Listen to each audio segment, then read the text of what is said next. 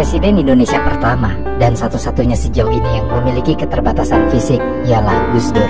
Sosok dengan pemikiran visioner yang kebijakan-kebijakannya sangat mempengaruhi masa reformasi di Indonesia dan membantu membebaskan Indonesia dari bayang-bayang Orde Barunya Soeharto. Sepak terjang Gus Dur sangat kompleks dan penuh kontradiksi. Ia telah membuktikan bahwa agama bisa menjadi sumber inspirasi bagi humor, toleransi, bahkan menjadi alat perubahan sosial yang radikal. Dari pesantren ke istana negara, perjalanan hidupnya adalah sebuah petualangan intelektual yang menarik untuk ditelusuri. Lantas, bagaimana Gus Dur bisa mengubah peta politik Indonesia serta memberi dampak yang terasa hingga saat ini? Di video kali ini, mari kita memahami Gus Dur.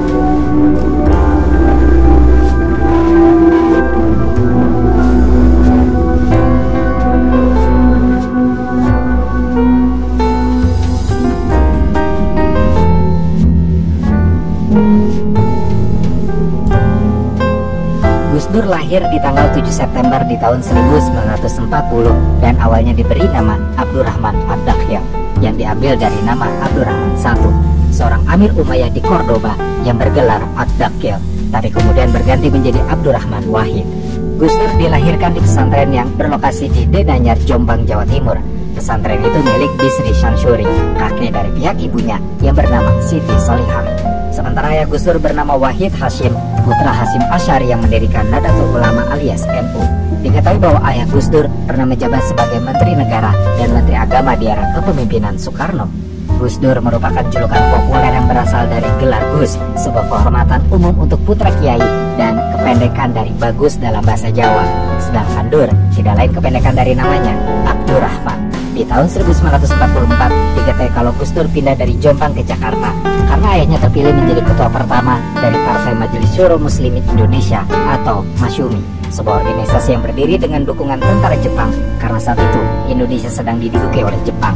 Namun setelah Indonesia memproklamirkan kemerdekaan, Gus Dur akhirnya kembali ke Jombang dan menetap di sana selama masa-masa Revolusi Nasional Indonesia melawan Belanda. Beliau baru kembali ke Jakarta setelah masa-masa revolusi dan perang benar-benar berakhir di tahun 1949. Karena saat itu ayah Gus Dur, Wahid Hashim, ditunjuk sebagai Menteri Agama di bawah kepemimpinan Soekarno. Gus Dur pun akhirnya menempuh pendidikan di Jakarta. Dia masuk ke SD Kris sebelum pindah ke SD Matraman Perwari. Selama masa-masa ini, ayah Gus Dur mengajarkannya untuk membaca buku-buku non-muslim, majalah, dan koran supaya memperluas pengetahuannya. Di tahun 1952, ayah Gus Dur tidak lagi menjadi Menteri Agama, tapi mereka tetap tinggal di Jakarta dan rencananya akan menetap lama. Tapi karena di bulan April 1953 terjadi kecelakaan mobil yang menyebabkan ayahnya meninggal dunia, terjadi perubahan hidup yang cukup signifikan dalam hidup Gus Dur. Walaupun ibunya berniat tetap tinggal di Jakarta sampai pendidikan Gus Dur benar-benar tuntas, tapi di tahun 1954 ketika sudah masuk sekolah menengah pertama, Gus Dur tidak naik kelas sehingga ibunya mengirim Gus Dur untuk meneruskan pendidikan di Yogyakarta. Dia mengaji kepada Kiai Ali Maksum di pondok pesantren Krapyak dan belajar di SMP setempat. Begitu lulus dari SMP pada tahun 1957, Gus Dur dipindahkan ke Magelang untuk memulai pendidikan muslim di pesantren Tegarejo, di mana dia menjadi murid berbakat dan berprestasi hingga berhasil menyelesaikan pendidikan pesantren yang seharusnya 4 tahun, tapi oleh Gus Dur diselesaikan hanya dalam waktu 2 tahun. Pendidikannya berlanjut di tahun 1959 dengan pindah ke pesantren Tambak Beras di Jombang, di mana tidak hanya melanjutkan pendidikan, Gus Dur pun menerima pekerjaan pertamanya sebagai guru dan kelak menjadi kepala sekolah madrasah. Selain aktif di bidang pendidikan muslim, diketahui kalau Gus Dur pun aktif sebagai jurnalis untuk majalah Horizon dan majalah Budaya Jaya. Beberapa tahun berlalu, tepatnya di tahun 1963, Kementerian Agama memberinya beasiswa untuk belajar studi Islam di Universitas Al-Azhar di Kairo, Mesir. Keberangkatannya menuju Mesir terjadi pada bulan November 1963. Meskipun sebenarnya Gus Dur sudah mahir berbahasa Arab, tetapi karena tidak dapat memberi bukti tertulis bahwa ia memiliki kemampuan bahasa Arab, pihak universitas memintanya untuk mengambil kelas remedial sebelum belajar di kampus, dan Gus Dur pun terpaksa mengambil kelas tersebut. Selama berada di Mesir untuk belajar dan bekerja, Gus Dur menikmati hidupnya dengan melakukan aktivitas-aktivitas yang umum dilakukan anak muda. Gus Dur suka menonton film Eropa dan Amerika, dan juga menonton pertandingan sepak bola. Selain itu, Gus Dur terlibat aktif dengan Asosiasi Pelajar Indonesia, bahkan menjadi jurnalis majalah asosiasi tersebut. Di akhir tahun 1964, kelas remedial bahasa Arabnya baru selesai, dan Gus Dur memulai masa-masa belajarnya di tahun 1965. Di di mana Gus Dur kecewa karena ternyata dia telah mempelajari banyak materi yang diberikan dan menolak metode belajar yang digunakan oleh universitas. Jadi, alih-alih sibuk dan fokus dengan kuliahnya, Gus Dur lebih fokus pada kegiatannya yang lain, terutama mengenai pekerjaannya di Kedutaan Besar Indonesia. Selama masa kerjanya, G30 SPKI pecah di Indonesia. Perintah untuk pemberantasan komunis diturunkan oleh Mayor Jenderal Soeharto yang menangani situasi. Salah satu perintahnya adalah meminta Kedutaan Besar Indonesia, termasuk di Mesir, untuk melakukan investigasi terhadap pelajar Indonesia yang berada di Mesir dan memberikan laporan kedudukan politik mereka. Sebenarnya saat itu, Gus Dur yang ditugaskan menulis laporan investigasi tersebut merasa terbebani dan terganggu. Dia tidak bisa fokus lagi dengan kegiatannya di Mesir. Pendidikan prasarjana yang ditempuhnya pun gagal di tahun 1966. Akhirnya Gus Dur diberitahu untuk mengulang belajar di Universitas Al-Azhar, tapi Gus Dur tidak setuju dengan metode pendidikan di sana. Beruntungnya Gus Dur diselamatkan oleh beasiswa lain di Universitas Baghdad yang membuat Gus Dur pindah ke Irak. Meskipun Gus Dur mengalami ketertinggalan pada awalnya, tapi dia berhasil mengikuti ritme yang ada dengan cepat belajar. Gus Dur pun meneruskan keterlibatannya dalam Asosiasi Pelajar Indonesia dan tetap menjadi salah satu penulis untuk majalah tersebut. Di tahun 1970, Gus Dur berhasil menyelesaikan pendidikannya di Universitas Baghdad dan pergi ke Belanda. Sebab Gus Dur ingin melanjutkan pendidikan ke jenjang berikutnya. Awalnya Gus Dur ingin belajar di Universitas Leiden, tapi dia harus menelan kekecewaan karena pendidikannya di Universitas Baghdad kurang diakui di Belanda. Gus Dur pun akhirnya kembali ke Indonesia di tahun 1971 setelah menyempatkan diri pergi ke Jerman dan Prancis.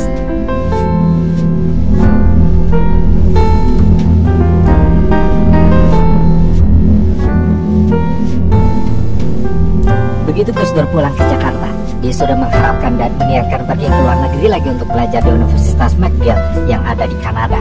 Selama berusaha mewujudkan harapannya tersebut, Gus Dur pun membuat dirinya sibuk dengan bergabung ke Lembaga Penelitian, Pendidikan, dan Penerangan Ekonomi dan Sosial atau LP3IS, sebuah organisasi yang terdiri dari kaum intelektual Muslim progresif dan sosial demokrat.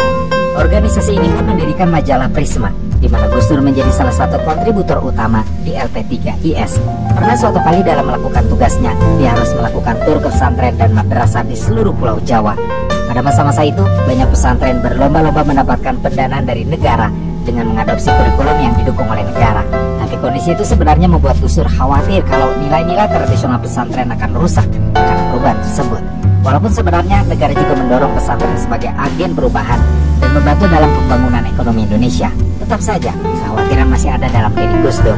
Apalagi dalam perjalanan Gus Dur ke berbagai pesantren pun membuatnya semakin prihatin dengan kemiskinan pesantren yang dikunjunginya. Melihat kondisi yang terjadi di negaranya, Gus Dur akhirnya memutuskan untuk membatalkan rencana studi di luar negeri demi memajukan pengembangan pesantren. Dia mengabdikan dirinya di LP3IS dan melanjutkan karirnya sebagai jurnalis dengan menulis untuk majalah Tempo dan Kompas. Reputasi Gus Dur pun meningkat sehingga dia mulai sering diundang untuk memberikan ceramah dan seminar, sehingga seringkali mengharuskannya untuk bolak-balik Jakarta dan Jombang. Sayangnya karir yang sukses tersebut tidak serta-merta membuat hidup Gus Dur membaik.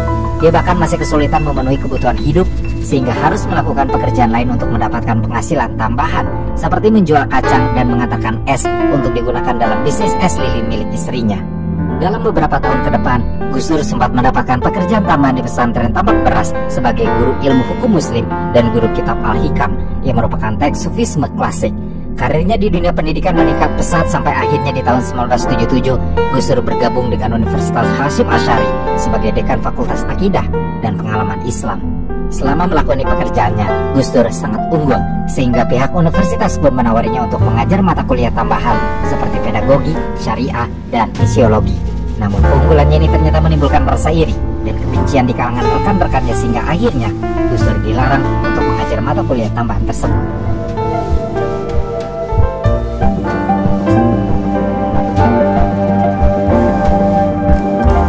Sebagai keturunan dari pendiri NU, Gus Dur sebenarnya sudah diminta untuk memainkan peran aktif dalam menjalankan NU.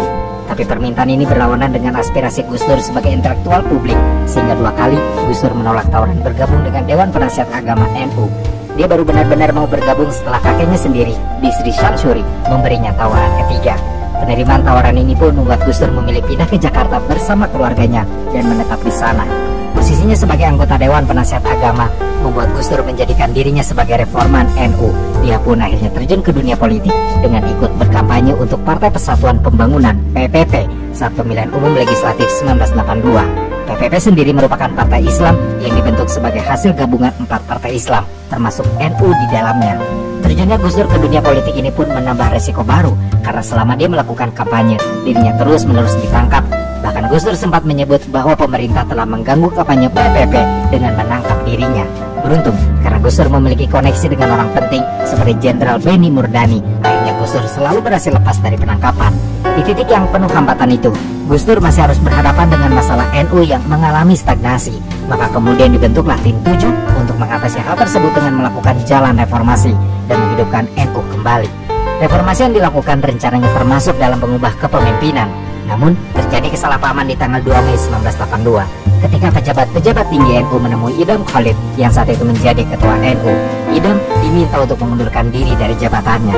Awalnya Idam menolak dan melawan, tetapi akhirnya mundur karena tekanan yang didapatnya dari para pejabat tinggi NU. Kabar kemundurannya didengar oleh Gus Dur yang pada tanggal 6 Mei 1982 akhirnya menemui Idam untuk memberitahu kalau permintaan mundur tersebut tidak konstitusional, sehingga atas himbauan Gus Dur, akhirnya Idam pun membatalkan kemundurannya.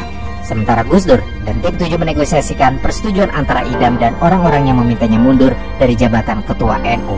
Di tahun 1983, ketika Soeharto kembali dipilih sebagai presiden untuk masa jabatannya yang keempat oleh MPR, ia mulai mengambil langkah untuk menjadikan Pancasila sebagai ideologi negara. Keputusan tersebut membuat Gus Dur disibukkan sejak Juni hingga Oktober 1983 untuk menyiapkan respons NU terhadap isu tersebut. Gus Dur menjadikan Al-Quran dan hadis sebagai pedomannya, dan akhirnya Gus Dur dan kelompoknya pada Oktober 1983 menyimpulkan bahwa NU harus menerima Pancasila sebagai ideologi negara. Setelah rentang waktu tersebut untuk lebih menghidupkan kembali NU, maka Gus Dur mengundurkan diri dari PPP dan partai politik dengan tujuan membuat NU lebih fokus mengatasi masalah sosial dibanding tenggelam dalam pusaran politik. Tindakan-tindakan Gus Dur ini telah mereformasi NU ke arah yang jauh lebih baik. Gus Dur pun menjadi sangat populer di kalangan NU, sehingga saat terjadi musyawarah nasional di tahun 1984, banyak yang mulai menyatakan keinginan mereka untuk mengajukan Gus Dur sebagai ketua baru NU. Gus Dur menerima nominasi tersebut, tapi dia memberi syarat untuk mendapatkan wewenang penuh untuk memilih para pengurus yang akan bekerja di bawahnya. Maka kemudian, setelah pemilihan, Gus Dur terpilih sebagai ketua umum pengurus besar Nahdlatul Ulama bersama Anwar Nuris selaku sekjen PBNU. Sayangnya persyaratan Gus Dur untuk bisa memilih sendiri para pengurus di bawahnya tidak dapat dipenuhi, karena memang di hari terakhir musyawarah nasional, daftar anggota yang diberikan oleh Gus Dur baru dibahas persetujuannya oleh para pejabat tinggi NU, termasuk oleh Idam Khalid. Masalahnya kemudian, panitia musyawarah nasional tidak memberikan daftar anggota yang telah dibuat oleh Gus Dur, tapi justru memberikan daftar yang berbeda untuk dimusyawarahkan, sehingga keinginan Gus Dur untuk memilih sendiri pengurusnya tidak terwujud. Meski begitu, Gus Dur tetap melanjutkan kiprahnya sebagai ketua NU walau dengan pengurus yang tidak sesuai, di mana selama masa jabatan pertamanya Gus Dur fokus dalam reformasi sistem pendidikan pesantren dan berhasil meningkatkan kualitas sistem pendidikan pesantren sehingga mampu menandingi sekolah umum. Gus Dur pun mendirikan kelompok belajar di Probolinggo untuk menyediakan forum individu sependirian dalam NU yang akan mendiskusikan dan menyediakan interpretasi terhadap teks-teks Muslim. Dalam buku biografi Gus Dur yang ditulis Greg Barton telah disebutkan kalau di tengah kegemilangannya sebagai ketua NU yang membuat kebijakan-kebijakan progresif, Gus Dur pun pernah menerima kritik tajam ketika ia mengharapkan perubahan salam Muslim yang berbunyi Assalamualaikum menjadi salam yang umum seperti selamat pagi, selamat siang, dan sebagainya. Namun, terlepas dari kritik tersebut, justru sebenarnya cara pandang Gus Dur diterima dengan baik oleh rezim Orde Baru. Posisinya sebagai ketua NU pun saat itu disambut dengan sangat positif oleh Soeharto dan para pejabat di rezim Orde Barunya karena Gus Dur menerima Pancasila serta memiliki citra sebagai seorang yang moderat. Soeharto bahkan kemudian mempercayakan Gus Dur untuk menjadi indoktrinator Pancasila atau orang yang membantu menerbangkan doktrin Pancasila kepada halayak luas. Pada rentang tahun 1985 hingga 1987, Gus Dur menunjukkan dukungan kepada rezim Orde Barunya Soeharto dengan cara mengkritik PPP dengan pemilihan umum legislatif 1987, dan kritiknya ini membuat Partai Golkar dan Soeharto menjadi lebih kuat. Sikapnya ini kemudian membuat Gus Dur mampu melenggang maju menjadi anggota MPR mewakili Golkar. Namun, sebenarnya Gus Dur tidak sepenuhnya mendukung rezim yang sangat menyukainya ini, sebab dia bahkan masih mengkritik pemerintah secara keras. Salah satunya adalah kritik terhadap proyek Waduk Kedung Ombo yang didanai oleh Bank Dunia. Kritiknya tersebut menyebabkan hubungan Gus Dur dengan Soeharto dan rezimnya merenggang. Tetapi Tapi saat itu Soeharto masih mendapat dukungan politik dari NU. Baru saat Gus Dur terpilih lagi untuk masa jabatan kedua sebagai ketua NU, taring perlawanan terhadap Soeharto mulai terlihat jelas. Pada saat itu Soeharto pun sedang terlibat dalam pertempuran politik dengan ABRI sehingga kehilangan dukungannya di kalangan militer, dan demi tetap mendapat dukungan, ia mulai menarik simpati umat muslim dengan membentuk Ikatan Cendekiawan Muslim Indonesia alias ICMI pada bulan Desember 1990. Organisasi ICMI itu diketuai oleh B.J. Habibie dan di dalamnya terdapat intelektual muslim sebagai anggotanya seperti Amin Rais dan Nurholis Majid. Sebenarnya Gus Dur sempat diminta bergabung ke dalam ICMI, tapi Gus Dur menolak karena ia mengira kalau ICMI ini mendukung sektarianisme atau sederhananya adalah diskriminasi terhadap perbedaan di antara kelompok agama. Selain itu, alasan Gus Dur menolak adalah karena dia tidak mau membuat Soeharto tetap kuat. Di tahun yang sama ketika Gus Dur ditawari bergabung dengan ICMI, akhirnya Gus Dur melawannya dengan membentuk Forum Demokrasi, sebuah organisasi yang terdiri dari 45 intelektual dari berbagai komunitas religius dan sosial. Organisasi ini diawasi oleh rezim Soeharto yang menghitungnya sebagai ancaman, sampai kemudian pemerintah menghentikan pertemuan yang diadakan Forum Demokrasi ini yang terjadi menjelang pemilihan umum legislatif di tahun 1992. Hubungan antara Soeharto dan Gus Dur yang merenggang pun telah menghambat musyawarah besar NU.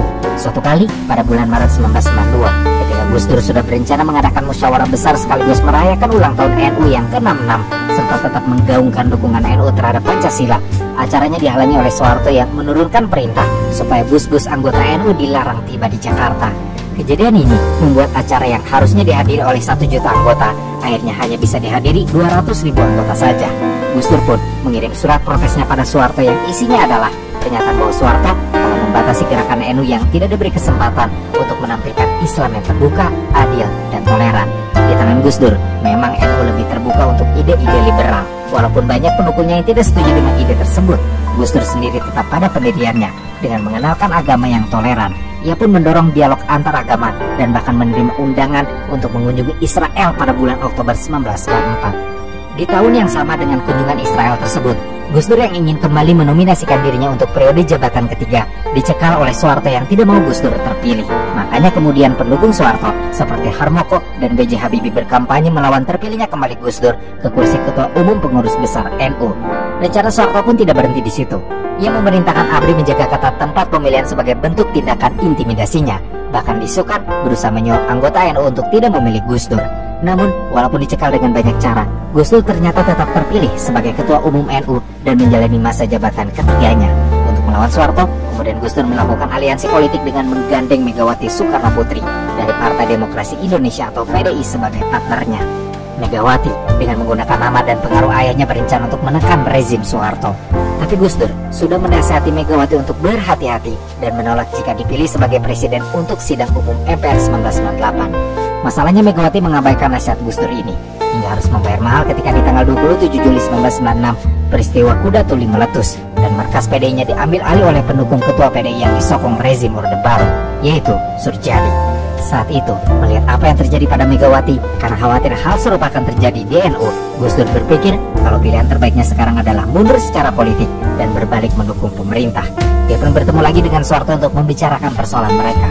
Tapi meskipun kembali mendukung pemerintahan Soeharto, tetap pilihan untuk melakukan reformasi masih ada dalam rencana Gus Dur. Maka kemudian dia bertemu dengan Amin Rais, anggota ICMI yang kritis terhadap kebijakan-kebijakan pemerintahan Soeharto.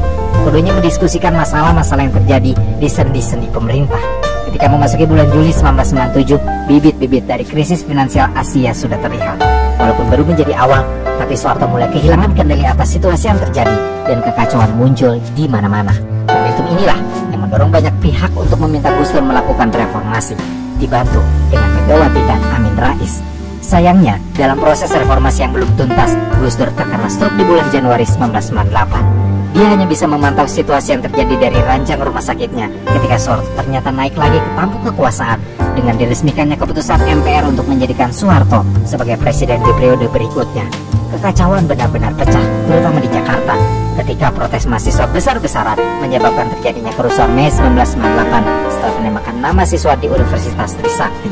Saat kerusuhan tersebut pecah, Gus Dur sudah cukup pulih sehingga dia ikut dipanggil bersama 8 pemimpin penting dari komunitas muslim ke kediaman Soeharto di Cendana pada tanggal 19 Mei 1998. Mereka ditawari mengisi posisi komite reformasi yang konsep dan rencananya akan dijalankan Soeharto mulai tahun 2003. Namun, Gus Dur dan pemimpin komunitas lain menolak untuk bergabung. Gus Dur sendiri memiliki alasan karena pendiriannya yang lebih moderat dari Soeharto. Jadi dia merasa konsep komite reformasi yang ditawarkan Soeharto tidak sejalan dengannya.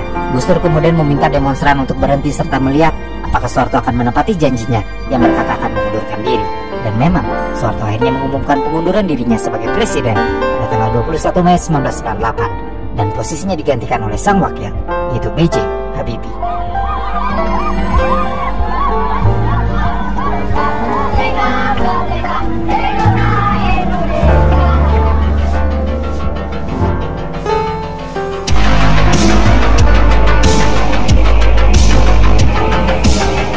Setelah Soeharto lengser, banyak kebijakan-kebijakannya pun diganti. Salah satunya adalah kebijakan mengenai partai politik. Dengan bergantinya tonggak kepemimpinan ke tangan B.J. Habibie, akhirnya partai-partai politik baru bermunculan. Dua yang paling besar adalah Partai Amanat Nasional alias PAN, bentukan Amin Rais, dan Partai Demokrasi Indonesia Perjuangan alias PDIP, bentukan Megawati. Sebenarnya Gus Dur pun diminta untuk membentuk partai politik baru, tapi Gus Dur tidak langsung mewujudkannya. Tapi menunggu 2 bulan setelah lengsernya Soeharto untuk membentuk Partai Kebangkitan Bangsa alias PKB. Tujuan Gus Dur membentuk partai adalah karena ini merupakan satu-satunya cara untuk melawan Golkar dalam pemilihan umum. Namun meskipun PKB dibentuk, yang menjadi ketua partai adalah Matori Abdul Jalil, sementara Gus Dur memilih menjadi ketua Dewan Penasehat.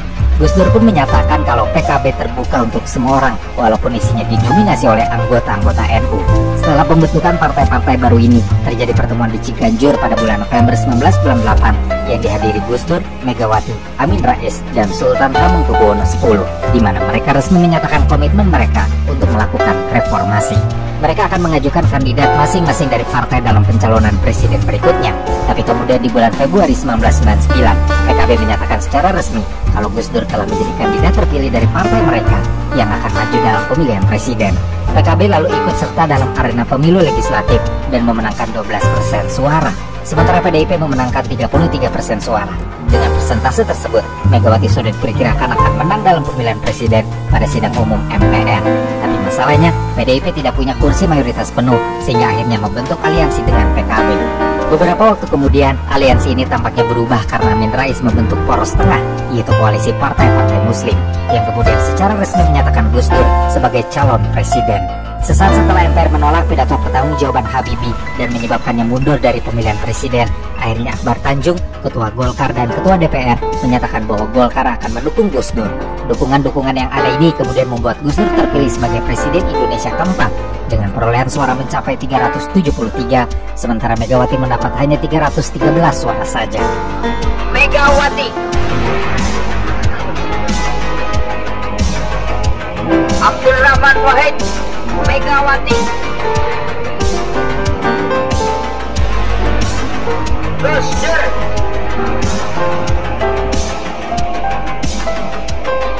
Abdurrahman Wahid, Abdurrahman Wahid, Abdurrahman Wahid. Mbak Megawati Soekarno Putri 313 suara. Yang absen 5 suara. Dengan demikian, Presiden Republik Indonesia masa bakti 1999 sampai 2004 ada yang terhormat Saudara Abdurrahman Wahid. Allahu Akbar. Allahu Akbar.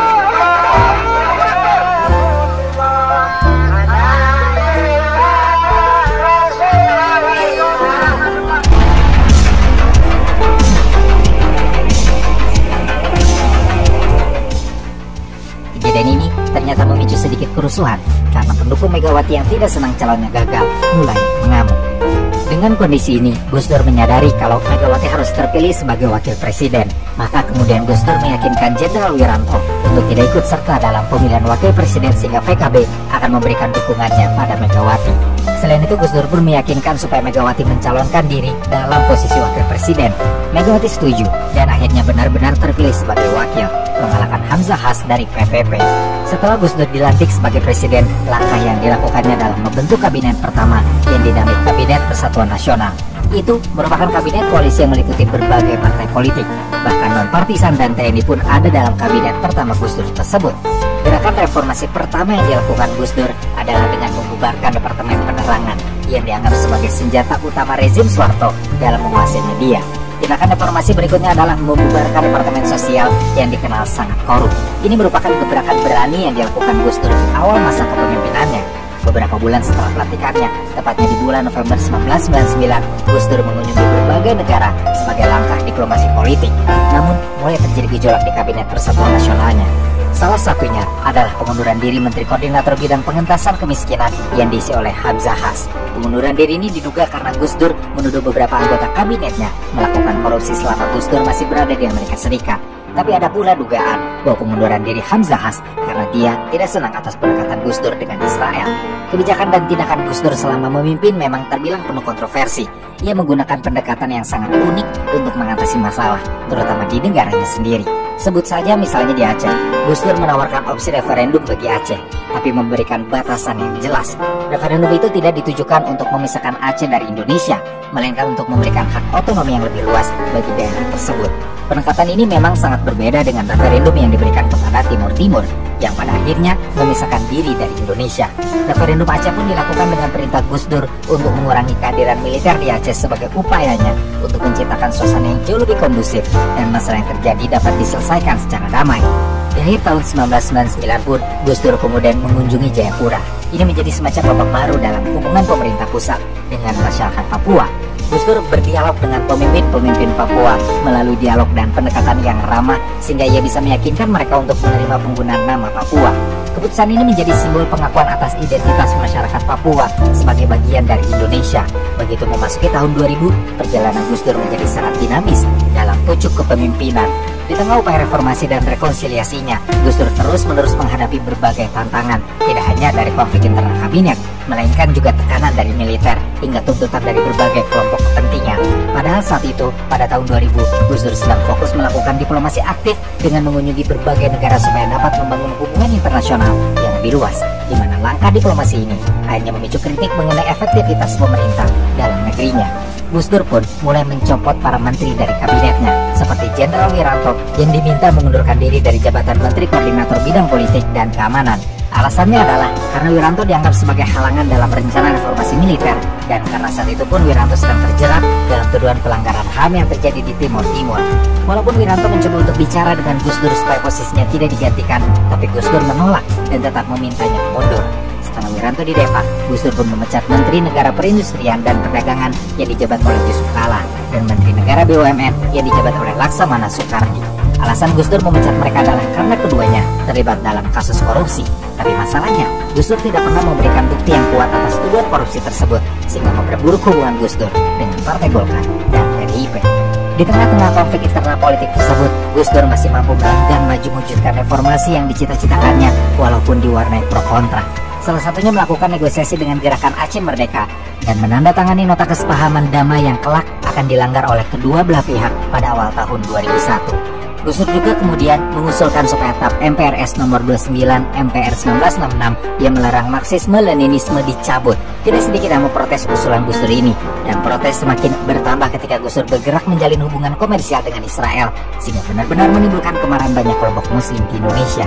Saat itu, Nurholis Majid berusaha menegaskan bahwa netralitas pribadi Gus Dur terhadap konflik Israel-Palestina harusnya tunduk pada perasaan mayoritas masyarakat Indonesia yang mendukung Palestina, bukan mengedepankan netralitas pribadinya.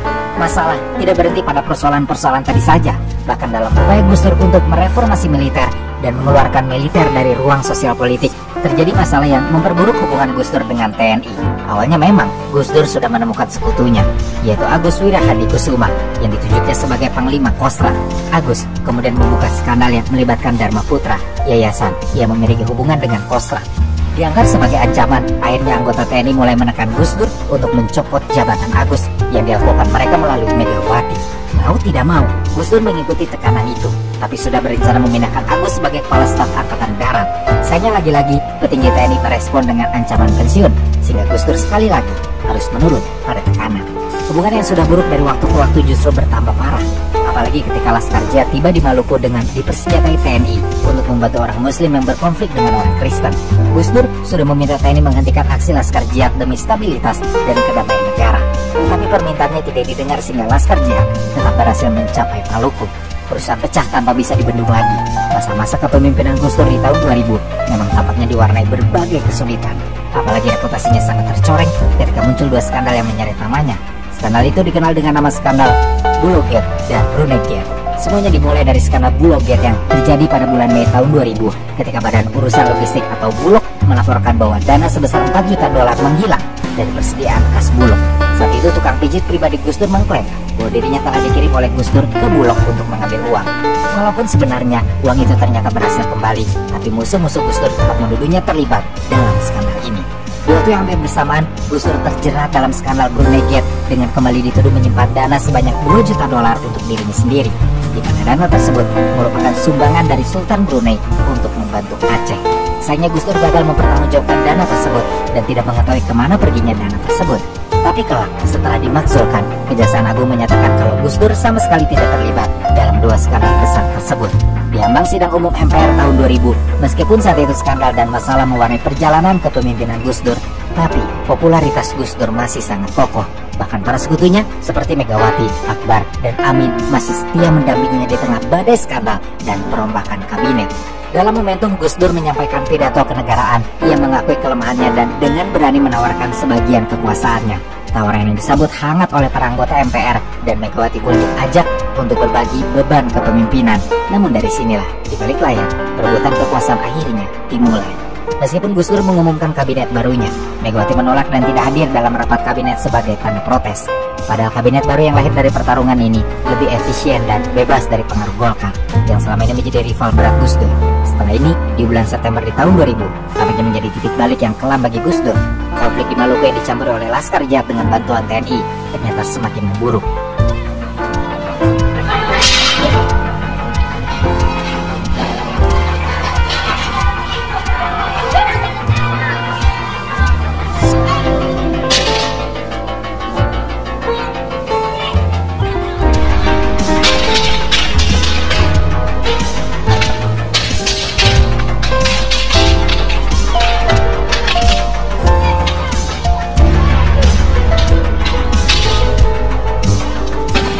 Ujung barat Nusantara pun semangat separatisme ikut berkobar kembali dengan berkibarnya bintang kejora di Papua Barat.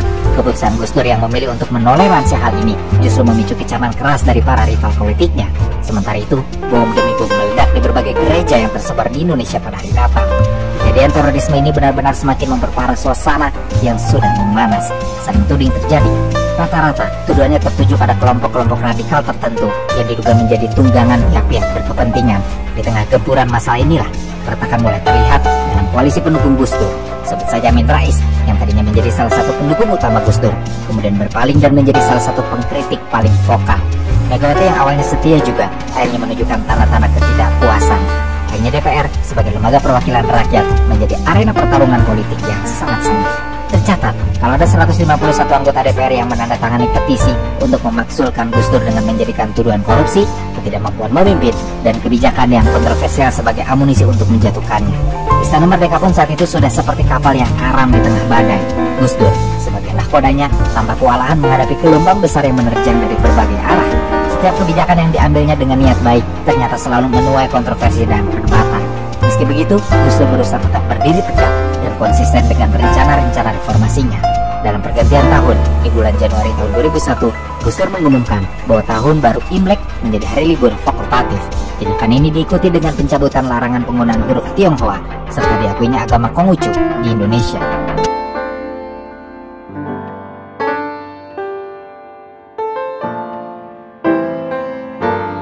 Tidak lama setelah tindakan Gus Dur yang menghapuskan kebijakan diskriminatif terhadap masyarakat Tionghoa di Indonesia, masih di tahun yang sama, kekuasaan Gus Dur pun runtuh. Sang presiden yang pernah begitu dicintai rakyat, kini dipojokkan dan terisolasi dalam pusaran ancaman anarkisme, perselisihan dengan parlemen, dan desakan untuk mundur yang menjadi bumbu penyedap dalam drama politik yang menegangkan. Gus Dur yang semakin kehilangan kendali telah mencoba berbagai cara untuk bertahan.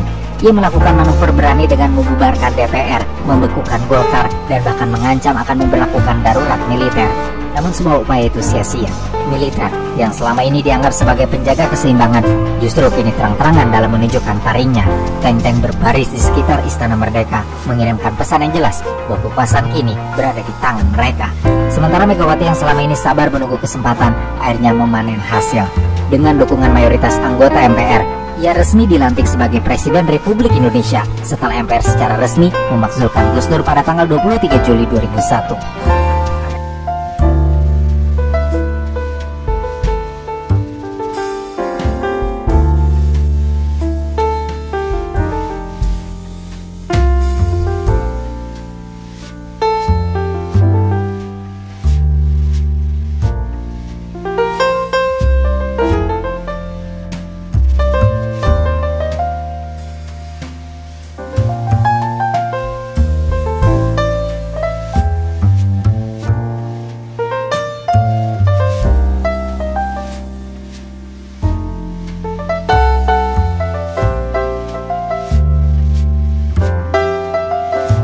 Awalnya Gus Dur tetap bersikeras bahwa ia masih menjadi presiden dan tetap tinggal di istana negara selama beberapa hari. Tetapi akhirnya di tanggal 25 Juli, atas alasan masalah kesehatan, Gus Dur akhirnya pergi ke Amerika Serikat, sekaligus mengasingkan dirinya di negeri tersebut selama beberapa waktu. Sebenarnya pemakzulan Gus Dur ini bukan akhir dari laga politiknya, sebab kehadirannya masih diperhitungkan oleh PKB dan NU. Masalahnya, perpecahan di tubuh PKB menjadi babak baru dalam drama perebutan kekuasaan tersebut. Ketika banyak yang masih solid mendukung Gus Dur, justru Matori Abdul Jalil mengambil alih kepemimpinan partai saat sang guru spiritualnya sedang terpuruk. Konflik internal di dalam PKB semakin memanas. Partai itu kini memiliki dua kubu, yaitu kubu Gus Dur yang didominasi PKB Kuningan dan kubu Matori yang didominasi PKB Batu Tulis. Mereka saling berebut pengaruh dan dukungan, bahkan keduanya sama-sama mengklaim sebagai representasi yang sah dari PKB, partai yang memiliki basis massa Nahdlatul Ulama yang sangat kuat. Dalam pemilihan umum tahun 2004, perpecahan ini semakin nyata. PKB yang terbelah menjadi dua kubu secara tidak langsung telah melemahkan kekuatan politik mereka sendiri.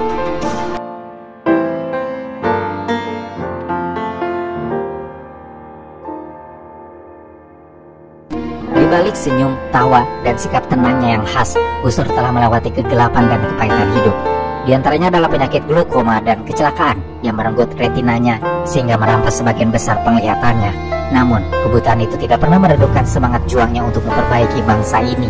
Dengan bantuan para asisten yang setia yang menjadi mata untuknya, Gus Dur terus-menerus berjuang untuk menjadikan Indonesia sebagai negara yang lebih baik, lebih damai, dan lebih maju. Diketahui bahwa dalam pelantikannya sebagai presiden, Gus Dur dibantu oleh seorang perwira TNI yang berperan sebagai asisten dengan membacakan kembali teks sumpah presiden saat pelantikannya. Gus Dur pun diduga mengidap gangguan tidur karena dia terkadang ketahuan tertidur selama rapat kabinet penting. Walaupun ketika Gus Dur bangun, ia tetap dengan mudah menjawab pertanyaan-pertanyaan yang diajukan kepadanya. Hari-hari terakhir Gus Dur diwarnai oleh perjuangannya sendiri melawan penyakit dan pemikirannya yang masih belum berhenti memikirkan nasib bangsa. Saat itu kondisi kesehatan Gus Dur sudah tidak stabil. Cuci darah rutin menjadi bagian dari hari-harinya. Pada akhir Desember 2009, meskipun kesehatannya diketahui memburuk, tetapi Gus Dur tetap meminta untuk mengunjungi Rembang dan Jombang, di mana selama perjalanan kesehatannya semakin parah sehingga dia terpaksa dirawat di rumah sakit yang berlokasi di Jombang pada tanggal 24 Desember 2009. Lalu dipindahkan ke rumah sakit Dr. Cipto Mangunkusumo keesokan harinya untuk menjalani cuci darah. Gus Dur juga diketahui sempat menjalani operasi gigi di tanggal 28 Desember setelah mengeluhkan sakit gigi. Hanya 2 hari berselang, tepatnya di tanggal 30 Desember, sekitar jam 18:45 waktu setempat, Gus Dur akhirnya mengembuskan nafas terakhirnya akibat komplikasi gangguan ginjal, penyakit jantung, dan diabetes.